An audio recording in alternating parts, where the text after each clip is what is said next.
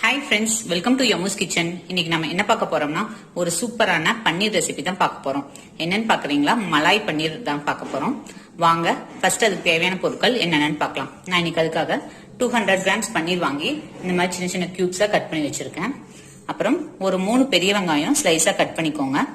ஒரு பச்சை மிளகாய், ஒரு சின்ன பீஸ் இஞ்சி, அப்புறம் ஒரு 10 முந்திரி பருப்பு, 2 தக்காளி, நல்ல பெரிய தக்காளி இருந்துச்சுன்னா 2 எடுத்துக்கோங்க, இல்லைன்னா 3 தக்காளி எடுத்துக்கோங்க.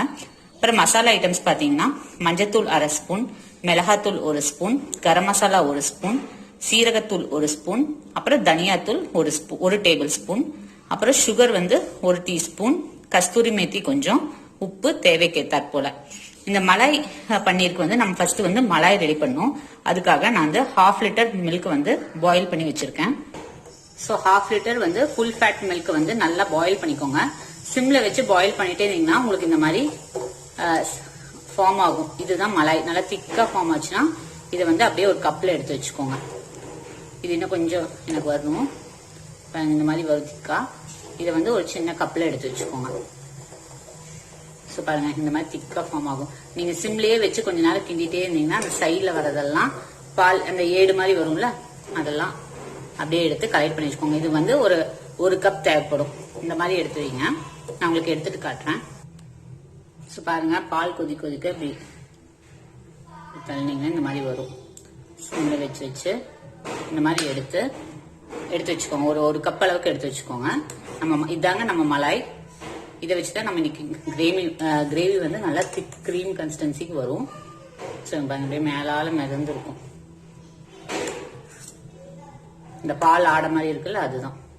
இது எல்லாத்தையும் எடுத்து கலெக்ட் பண்ணிக்கோங்க. இப்போ இது நெக்ஸ்ட் நம்ம ஒரு மசாலா பேஸ்ட் ரெடி பண்ணோம். அது எப்படி பண்றதுன்னு பார்க்கலாம். இப்போ ஒரு பேன்ல ஒரு 2 டேபிள் ஸ்பூன் எண்ணெய் விட்டுக்கோங்க. அதுல எண்ணெய் காஞ்சதுக்கு அப்புறம் நம்ம எடுத்து வச்சிருக்க முந்திரி, வெங்காயம், இஞ்சி எல்லாத்தையும் ஆட் பண்ணிக்கோங்க.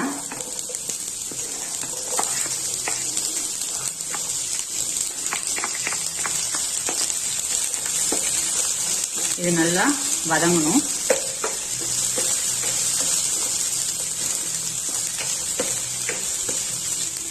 பாத்தீங்கன்னா வெங்காயம் நல்லா வதங்கிடுச்சு. நான் ஒரு பச்சை மிளகா தான் ஆட் பண்ணிருக்கேன். சப்போஸ் உங்களுக்கு ஸ்பைஸ் அதிகமா வேணும்னா இன்னொன்னு ஆட் பண்ணிக்கோங்க. நான் குழந்தைங்களும் சாப்பிடனால ஒண்ணு ஆட் பண்ணிருக்கேன். ஏன்னா நம்ம இதுல மிளகாத்தூள், கரம் மசாலா எல்லாமே ஆட் பண்ண போறோம். ஸோ அதிகமா ஆயிடக்கூடாது. அதனால சப்போஸ் நீங்க காரம் பத்தலனா கூட மிளகாத்தூள் கூட ஆட் பண்ணிக்கலாம். பச்சை மிளகா கம்மி பண்ணிட்டு. இப்போ வெங்காயம் நல்லா வதங்கிடுச்சு. இப்போ இதுல நம்ம கட் பண்ணி வச்சிருக்க தக்காளி ஆட் பண்ணிடலாம்.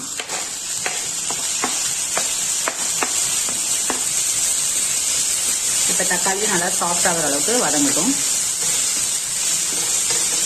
இதுதான் அந்த மலாய் பன்னீருக்கான பேஸ்ட். இப்போ தக்காளி நல்லா வதங்கணும். சாஃப்ட் ஆகிறவளும் அது வதங்கட்டும்.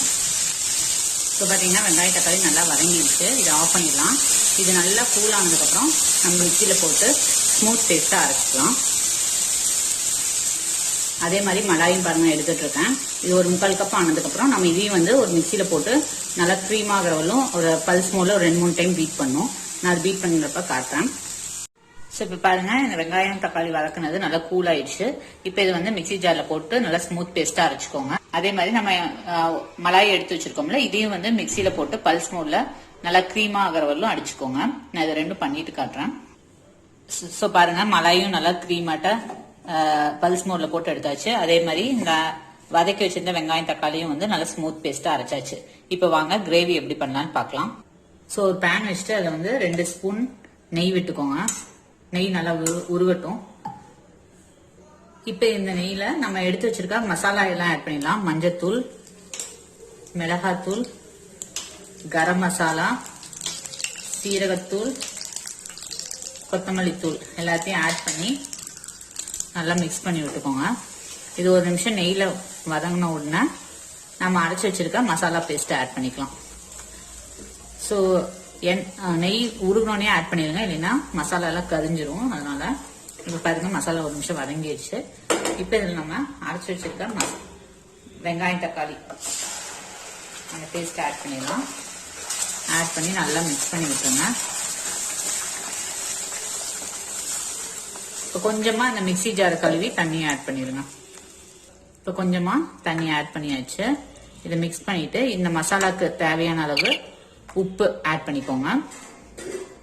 ஸோ இந்த கிரேவி கன்சிஸ்டன்சிக்கு தேவையான அளவு உப்பு ஆட் பண்ணிக்கோங்க. உங்களுக்கு தண்ணி இன்னும் இது கொஞ்சம் நல்லா திக்காவே இருக்கு. ஸோ நான் இன்னும் கூட கொஞ்சம் 1/2 கிளாஸ் வாட்டர் ஆட் பண்ணிக்க போறேன். ஸோ இப்போ வந்து நான் நல்லா தண்ணி ஆட் பண்ணிட்டேன். இது வந்து ஒரு 5 மினிட்ஸ் நல்லா கொதிக்கட்டும். கொதிச்சு எண்ணெய் பிரிஞ்சு வரட்டும்.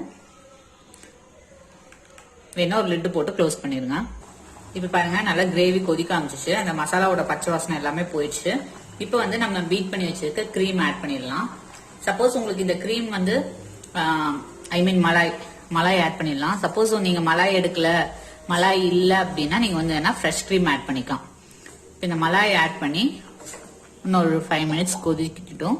கொதிச்சதுக்கு அப்புறம் பாத்தீங்கன்னா உங்களுக்கு நல்லா எண்ணெய் பிரிஞ்சு வரும். ஸோ அது வரலும் ஒரு லிட்டு போட்டு கொதிக்க விட்டுருங்க. ஸோ இப்போ பாருங்க லைட்டா அப்படியே எண்ணெய் பிரிஞ்சு வர ஆரம்பிச்சிருக்கு. இந்த ஸ்டேஜில் நம்ம ஒரு 1/2 ஸ்பூன் சுகர் ஆட் பண்ணிக்கலாம். ஸோ அந்த தக்காளி இதெல்லாம் வந்து டேலி பண்ணிடும். இப்போ சுகர் ஆட் பண்ணி ஒரு மிக்ஸ் பண்ணி விட்டுருங்க. இப்போ பாருங்க எண்ணெய் பிரிஞ்சு வர ஸ்டேஜில் நம்ம கட் பண்ணி வச்சிருக்க பன்னீர் கியூப்ஸ் ஆட் பண்ணிடலாம். உங்களுக்கு எவ்வளவு பெரிய சைஸ் வேணுமோ அந்த அளவுக்கு ஆட் பண்ணிக்கலாம். நான் சின்ன சின்ன பீஸா இந்த சைஸ் கட் பண்ணியிருக்கேன். சப்போஸ் உங்களுக்கு பெரிய கியூப்ஸா வேணாலும் ஆட் பண்ணிக்கலாம். நல்லா ஃப்ரெஷ்ஷா இருக்க பன்னீர் ஆட் பண்ணிக்கோங்க. ஆட் பண்ணிட்டு இது அப்படியே லைட்டா ஒரு மிக்ஸ் கொடுங்க. ஸோ அப்படியே இந்த பன்னீர் கூட இது ஒரு 3 மினிட்ஸ் நல்லா கொதிக்கட்டும். ஸோ பாருங்க நல்லா அந்த பன்னீர் இதெல்லாம் வந்து நல்லா ஒன்று சேர்ந்து கொதிக்க ஆரம்பிச்சிச்சு. இப்ப ஃபைனலா அடுப்பு ஆஃப் பண்ணிட்டு கொஞ்சமா கஸ்தூரி மெத்தி மேல தூவி விட்டுருங்க.